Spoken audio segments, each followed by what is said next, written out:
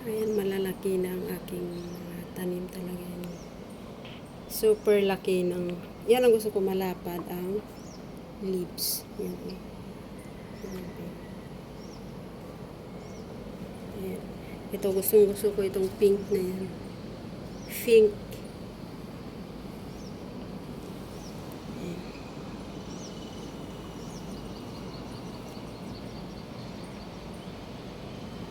Ayan ang aking mga tanim.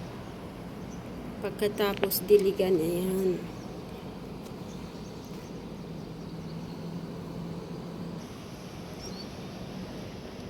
Ito naman ang aking moringa. Yan, malaki. Lumabas sa ano namin. Sa bintana.